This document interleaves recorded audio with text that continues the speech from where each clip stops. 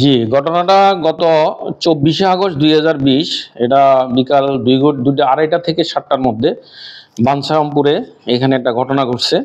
সে বাদল মিয়া হলো যে আসামি তার আপন ভাগ্নি এবং ভাগিনা। ভাগ্নিটা হলো শিপা আক্তার ১৪ বছর আর ভাগিনাটা হলো মেহেদী হাসান কামরুল ১০ বছর বয়স।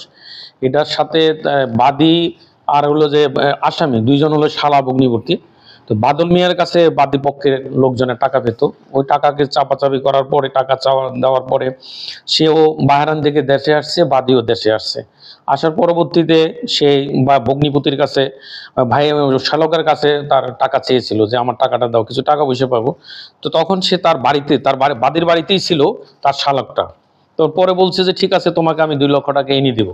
এটা নিয়ে তাদের ভিতরে হয়তো কথা কাটাকাটি হয়েছে। এরই জের ধরে ক্ষিপ্ত হইয়া সে ঘটনার তারিখে ও সময়ে সে প্রথমে তার ভাগিনা মেহেদী হাসানকে প্রথমে মেরে ফেলছে, ছুরি দিয়ে আঘাত করে। মেহেদী হাসান ১০ বছর বয়স তার।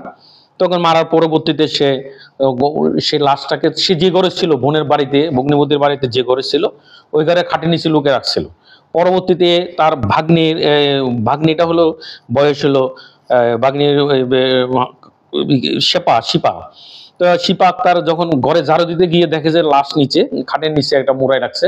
পরে তার ভাগ্নিকে সে মেরে পরে বাথরুমে গিয়ে ছুরি দিয়ে মেরে তাকে জবাই করে পরে ধুয়ে পরিষ্কার করে ফেলে। এই ঘটনার তদন্তকারী অফিসার তদন্ত শেষে সে ছিল রাজু আহমদ, তদন্তকারী অফিসার ইন্সপেক্টর ওসি বাঞ্ছারামপুর থানা।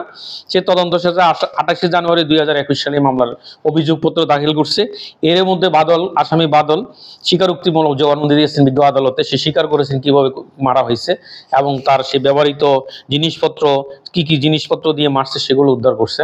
তো চার্জশিট দেওয়ার পরে দীর্ঘ তদন্ত শেষে আমরা আমাদের কোর্ট থেকে আমাদের প্রসিকিউশনকে আমরা যথেষ্ট সাহায্য করেছি এবং প্রসিকিউশনকে আমরা সাক্ষী উপস্থিত করা সহ যাবতীয় কাজে সাহায্য করে অদ্বৈ মামলার রায় দিয়েছেন বিজ্ঞ বিচারক। অতিরিক্ত জেলা ও দায়রা জজ দ্বিতীয় আদালত জনাব মোহাম্মদ হান্নান স্যারের কোর্টে রায় হয়েছে। আসামিকে এই রায়ে মৃত্যুদণ্ড দিয়েছেন এবং ৫০,০০০ টাকা জরিমানা করেছেন, অনাদায়ে আরো ২ বছরের কারাদণ্ড দিয়েছেন। ধন্যবাদ।